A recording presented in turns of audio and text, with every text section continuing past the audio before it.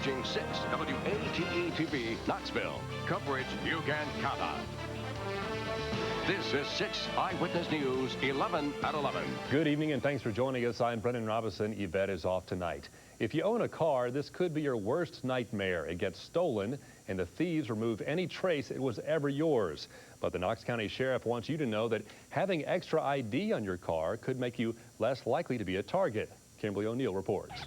Kimberly O'Neill, 6 Eyewitness News. Some other ways to make your car less of a target: don't leave valuables in view, don't park in isolated areas, and of course, always lock your doors. Well, the FBI says people are being smarter about their cars today. Part of the reason car theft is down in America. As we said, more than 1 million cars were stolen in 1999, $7 billion worth.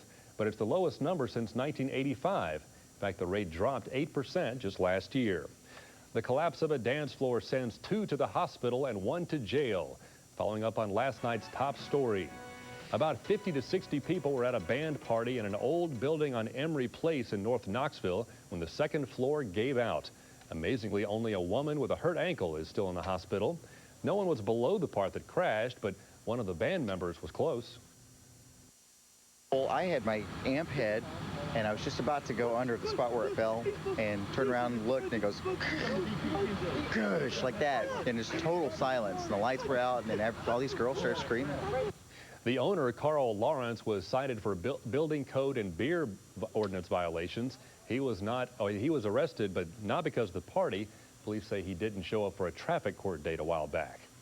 A sweeping audit of the Knox County school system begins tomorrow, and the director of schools expects it won't be pretty. Dr. Charles Lindsay, who requested the audit, says he expects to find a lot of waste. For example, more than $500,000 in health insurance premiums for employees that had left the system. He'll also look at waste in the cafeteria, such as taxpayer food used to cook church dinners at Gibbs High School.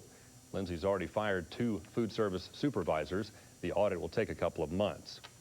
The Millennium Stand Down is over, and the organizers hope to do it all again next year. The event, which ended today, gave dozens of homeless and other needy Knoxvillians new glasses and medical checkups. Local doctors gave their services for free. For some living in shelters, it was their first real doctor's visit in a long time. At first, the medical clinic was only open to homeless veterans, but so many doctors volunteered today it was open to anyone who needed it. Healthcare workers in Oak Ridge, trying to avoid a pay cut, made their message heard today. My $100 million corporation that is not based in this part of Appalachia. Members of the union that represents nurses at Methodist Medical Center rallied nearby. Management wants to cut benefits and bonus pay. Nurses say that would hurt recruitment and therefore the quality of care, which one former patient says was excellent for now. And they sit by my bedside night and day. Right here is one of them with me. And they're just like my family, even though I do have family that works here. And I just said, it was them that sit by my bed night and day taking care of me, not management. The union's contract expired Wednesday, but the nurses decided not to strike, instead asking management to drop the cuts. We'll tell you what happens. On the 5th anniversary of the Million Man March, Washington will play again host tomorrow, this time to the Million Family March. Families across the country packed up today, many from Muslim mosques, since Nation of Islam Louis Farrakhan is the organizer. This time, though, he says it's for all races and for all religions. Despite the inclusiveness, some haven't forgiven Farrakhan for his comments against white people, especially Jews. More than 800 volunteers and 5,200 hours of labor, and now Claxton community has this. Dozens of children with families and smiles on their faces. It's a new community playground called Kids Palace. It's more of a palace than a playground. We told you about a call for volunteers last weekend. Now, 5 days after the first nail was hammered, it's done. It has brought this community together wise with the people in the community. As I heard someone say earlier, people that hadn't spoke to each other in 20 years are now conversing because they've worked on this. More than $80,000 in supplies came free from local businesses.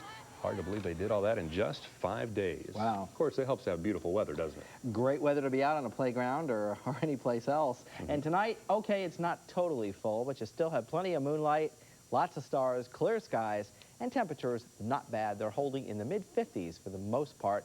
Frida Rogers at 53 right now in Wartburg, and in Jones Cove, a little bit cooler. Gene Agnew at 44. Okay, Gene, you'll probably be in the upper 30s in the morning, but the rest of us, low to mid-40s, clear skies, sunrise at 7:43. Again, maybe a little patchy fog in the morning, especially near waterways. I know you're enjoying the beautiful weather, but I also know that some of you are saying, when is it going to rain? And in a few minutes, we'll check out our 6-day, see if any rain's on the way. All right, we'll see you then. Okay. Well, a group that depends on good weather before it can go to work is the crew of the Space Shuttle Discovery. Today, 2 astronauts hooked up cables and antenna on the newest edition of the International Space Station. Listen to this. We're supposed to hear an astronaut, but we didn't. That's all right. The excited spacewalkers shouted, "Woohoo!" I'll quote them. How about that? They did that over and over after they finished the challenging mission. They described the space station as huge and gorgeous. Well, another big day for former Vol Peyton Manning. Scott Finley has the highlights and a quick check of sports. Hey, Scott. Well, Brennan, they were doing yoo-hoo up there in Indianapolis today. Peyton Manning throwing for almost 1,900 yards already this season, and that's just in 6 games. Give him 16 and let's see how he does. Colts playing in Seattle today. The offense is no problem.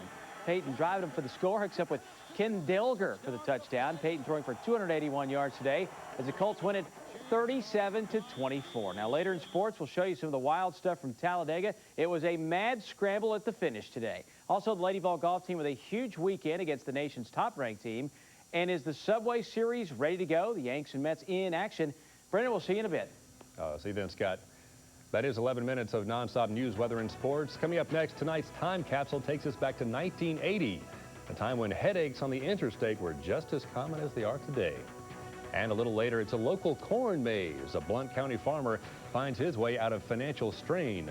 But first, the rest of our forecast. And then partly cloudy the rest of the week. Temperatures in the low to mid-70s. So the good news, another really beautiful week to be out and about. The leaves are starting to change. The bad news, though, it's very dry. I know a lot of you really want some rain, and there's just no change right now in this weather pattern. You can't stop it. Might as well enjoy it. Just enjoy it while you can. Thank you, Bob. Well, it is almost cliche to complain about interstate construction in Knoxville. Just this week, they stopped traffic entirely on I-40 near Paper Mill to blast away rock so they can keep widening. Remember that paper mill, because in tonight's time capsule, the interstate at Paper Mill was nearly done with construction. That was 20 years ago this week. From 1980, here's Debbie Kirby.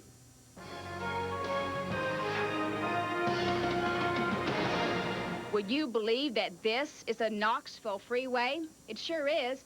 Part of the western leg of I-40 is virtually done.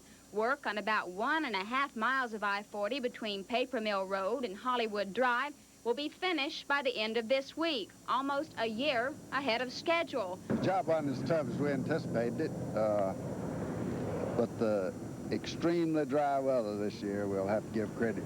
Meanwhile, the interstates going into town are just as congested as ever. The completion of I-640 should cut traffic on the downtown interstates by 1/3. According to Transportation Commissioner Bill Sansom. Of course, obviously, we've opened this section today. The next area that we will concentrate on to get open, obviously, is the 640 West leg, which we're still confident we'll have it by the end of December.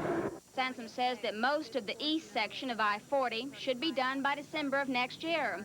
And it's hoped that some lanes of East I-640 will be open by the end of 1981. I-40 downtown construction is running ahead of schedule. May of '82 is the target completion date there. Debbie Kirby, TV6, Eyewitness News. So what happened? They built it and they came. More cars, and therefore the need to add more lanes, which will take most of next year. Bill Sansom, by the way, went on to become chairman and CEO of Knoxville distributor H.T. Hackney. Well, the new college football polls are out. Find out if the Vols are back in later in sports. And Scott Finley shows us a wild scramble for the finish at Talladega today. Plus, is that corn maze we've been telling you about? Stick around. 6 Eyewitness News continues with Brennan Robinson and Yvette Martinez. Relax, relax. The needles are jumping. Have you ever watched pornographic videos? Whoa, tense moments as Ben Stiller tries to win over his fiance's father. He could breathe easy, though. Meet the Parents is again #1 at the box office with about $21.3 million. Also, for the second straight week, the football flick Remember the Titans in at number 2, $13.5 million. And number 3 is the supernatural thriller Lost Souls. Well, if you weren't watching a movie this weekend, perhaps you were lost in a corn maze. You may remember this from last year. A Blount County farmer turned part of his farm into autumn and Halloween agritainment. Chuck Denny explains. Chuck Denny, 6 Eyewitness News. The maze is open Wednesday through Sunday afternoons at 5 until Halloween. Just head out Morganton Road from Maryville and follow the signs. Final few laps at Talladega, a little wild today. Yeah, in the winter, this thing, 4 laps to go, was in 18th place. Just to tell you how wild the finish was. We'll show you. And a big weekend for the Lady Vol golf team in their own tournament, too. And Peyton Manning stepping up again to lead the Colts to the victory. We're back with the stuff.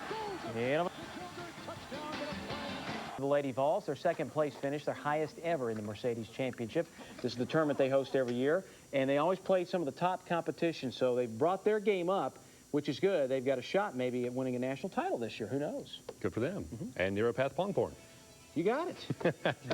All right. Still ahead, it's a fall homecoming in Tennessee at the Museum of Appalachia. Little homegrown banjo music next. About it. No rain. All right. Let's say a slight chance on Tuesday, but it's not going to happen. Pretends that's not there. Really? Well, some folks did enjoy the weather today. Families gathering in the Smokies for the Museum of Appalachia's Tennessee Fall Festival. Tonight, we leave you with a peek at today's events. Have a great night.